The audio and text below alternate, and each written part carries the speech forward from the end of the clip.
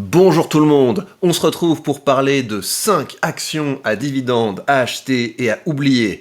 Première de ces actions, mais je m'en tape en fait. Ça va, je rigole, je rigole. Non, alors, il y a deux choses que je voudrais qu'on fasse aujourd'hui. La première, c'est que je vais continuer de faire du ménage dans mon portefeuille. Voilà, parce que c'est le printemps et on va virer certains des ETF, donc je me bats les reins et on va remettre un peu d'argent dans une des positions qui me tient à cœur dans mon portefeuille. Donc ça, c'est le premier truc qu'on va faire dans cette vidéo. Et puis ensuite, j'aurai peut-être un petit coup de bouche à faire passer. Enfin, vous verrez tout ça. Allez hop, c'est parti. Alors, qui va sauter dans mon portefeuille? Eh bien, alors, parmi les trucs dont je me tape, il y a les bons du Trésor américain. Les bons du Trésor américain, je m'en tape complètement. Donc, on va vendre cette position. Alors, on continue notre petit tour et on va vendre ce truc-là, Digital Security. Ça, c'est vraiment le type d'ETF qui est un peu bête. En fait, on achète ça parce qu'on se dit, oui, c'est un secteur précis, c'est un secteur d'avenir, et en fait, on se retrouve avec un truc dont la performance est complètement mangée par les frais. Donc ça dégage du portefeuille. Ensuite, on a l'ETF Private Equity. Voilà, Listed Private Equity. Voilà, ça c'est un truc que j'ai jamais vraiment compris d'où allait venir la performance dans ce truc. Donc ça va sortir. Il y avait d'autres trucs que je voulais virer. Oui, le Global Clean Energy, ça c'est pareil. C'est intéressant, c'est un secteur qui est un petit peu tendance comme ça. C'est joli, ça permet de se donner bonne conscience, mais à la fin, on se retrouve avec un truc qui a pas de rendement, avec un truc qui a des frais trop élevés. Donc voilà, si on veut vraiment faire un achat de conviction, on le fait en sélectionnant une position en particulier. Mais je pense vraiment la fonction des ETF, c'est d'être diversifié au maximum.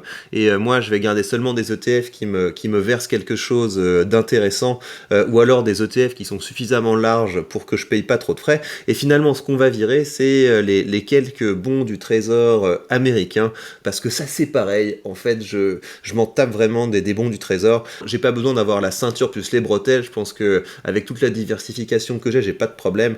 Je vais pas en plus m'acheter des bons. Je trouve que je trouve ça absolument pas intéressant. Les bons, ça me fait pas du tout rêver. Et j'ai pas du tout peur de la volatilité, donc ça va se barrer également. Mine de rien, c'est pas mal ce qu'on a fait. On a fait un petit peu de ménage. Moi je pense que mon portefeuille est pas mal parce que les autres, voilà, j'ai quand même pas mal d'ETF, mais je trouve ça chouette en fait d'avoir des virements régulièrement. Quand on a une optique de rendement, c'est cool d'en avoir suffisamment pour qu'on s'ennuie pas, pour qu'il y ait des dividendes qui arrivent régulièrement.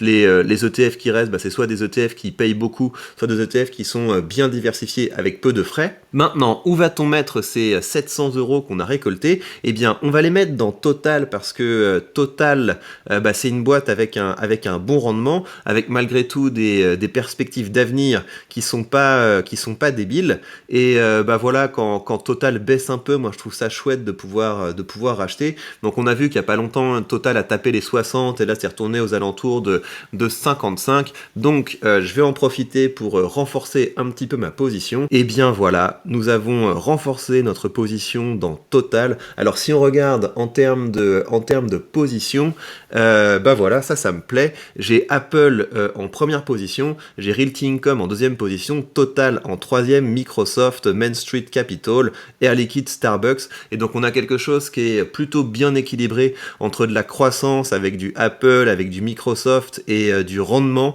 avec Realty Income, Total, Main Street Capital. Air Liquide et Starbucks, pour moi, c'est des positions mixtes, vous voyez, à savoir, on peut espérer une belle appréciation du capital et on peut espérer également un dividende qui s'apprécie tranquillement. La position, en fait, que j'aimerais bien renforcer dans mon top, ce serait BlackRock. J'aimerais bien mettre une pièce dans BlackRock pour avoir une position plus importante dans cette cette boîte parce que ça fait partie de mes grosses convictions dans ce portefeuille. En tout cas, voilà, on a concentré le portefeuille, on a bien augmenté le rendement, on s'est débarrassé de choses qui étaient un peu douteuses, donc je pense que c'était une belle opération. Et je vous rappelle que si vous voulez commencer à investir, vous avez sous cette vidéo le lien vers mon courtier. En suivant ce lien, vous bénéficiez de 100 € de frais de courtage remboursés.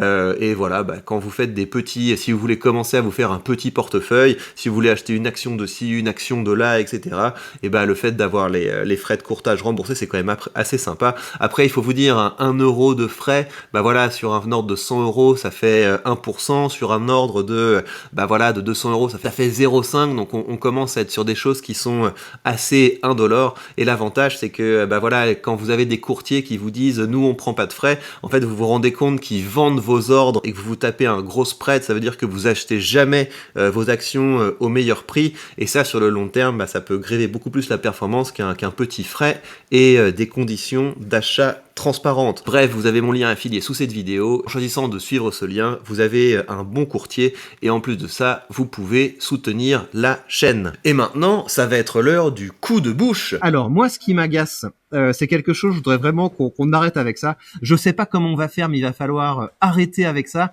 C'est cette idée que les États-Unis innovent, la Chine copie et l'Europe réglemente. Tu vois, parce que à la base, on faisait ça, on se disait ouais, on est un peu plus malin que les Chinois, machin truc, mais rien du tout. Parce que quand on copie, on finit après par développer des compétences, on finit après par innover, et donc le résultat, la Chine aujourd'hui, ils ont copié des trucs, et puis maintenant ils ont leurs propres produits qui sont à niveau des autres. C'est vrai dans la tech, c'est vrai dans l'intelligence artificielle, c'est vrai dans plein de domaines. Ils ont réussi à créer un équivalent chinois d'Amazon, ils ont créé un équivalent chinois de Apple, et pendant ce temps-là, on a créé quoi? Nous, on a créé la RGPD.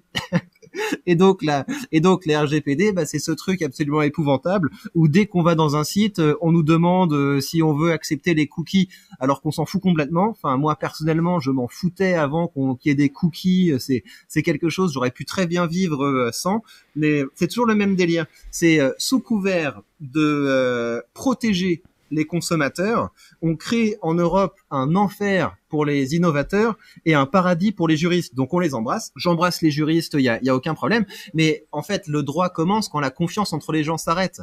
Et donc le point, c'est qu'on a créé en Europe un environnement qui est tellement compliqué, qui est tellement cryptique, qu'on peut pas faire un pas sans avoir besoin d'un avocat qui parle à un autre avocat pour être sûr qu'on n'est pas en train de faire de bêtises. Alors l'espoir que j'aurais, c'est que un jour une intelligence artificielle pourra nous dire, quand on reçoit un document écrit en langage cryptique, on le donne à l'intelligence artificielle et il nous dit en fait ça veut dire ça.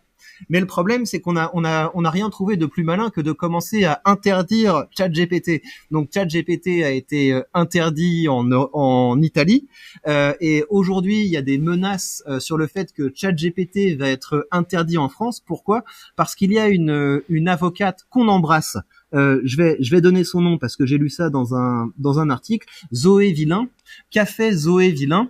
Zoé Villain est allée sur ChatGPT et elle a essayé de demander: bonjour, je voudrais une copie de mes données personnelles en accord avec les RGPD. Personne fait ça. Aucun humain fait ça. Aucun humain va sur un site en disant: je voudrais récupérer mes données personnelles en accord avec le règlement je sais pas quoi de la RGPD. Elle l'a fait et la réponse lui a pas plu. Et du coup, elle est en train de faire un cas pour dire oui, c'est scandaleux, je n'ai pas de voie d'accès à mes données personnelles, etc. Donc, c'est vraiment des trucs, on dit c'est pour protéger les consommateurs, les humains s'en foutent. Les humains s'en foutent complètement de ça. Et donc, on va bientôt interdire ChatGPT. Pourquoi? Parce qu'on a créé précédemment une espèce de réglementation qui est censée protéger les consommateurs, mais qui en fait rend le travail beaucoup plus compliqué aux innovateurs. J'en ai assez de ça. J'en ai assez qu'on soit un territoire de gens peureux qui ont besoin d'être protégés. On est en train de devenir la risée du monde avec notre règlement. On est en train de devenir juste une espèce de marché de consommateurs bedonnants. Ça suffit. Il faut qu'on commence à redevenir une zone de création.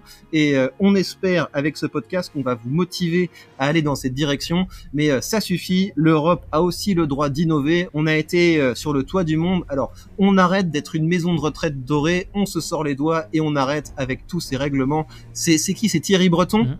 Thierry Breton, on t'embrasse, mais tu arrêtes de te féliciter que l'Europe, oui, on a été les premiers à réglementer sur l'intelligence artificielle, on aurait dû être les premiers à inventer des intelligences artificielles puissantes, pas à les réglementer, c'est absolument ridicule. On va faire 2-3 procès avec beaucoup d'éclat, oui, nous avons imposé une amende historique aux GAFAM, etc. Et t'es content mon gars? Bah moi je suis pas content de toi. Et ce qui m'agace aussi, c'est que avec tout ce bazar, dans les sondages d'opinion, quand on commence à dire aux gens, oui, est-ce que vous pensez qu'il faudrait réglementer ci, est-ce que vous pensez qu'il faudrait interdire ça, la plupart des gens sont pour les réglementations et les interdictions parce qu'ils carburent à la peur. On a créé un écosystème qui carbure à la peur alors qu'on devrait carburer à l'excitation de saisir les opportunités. Relevez-vous!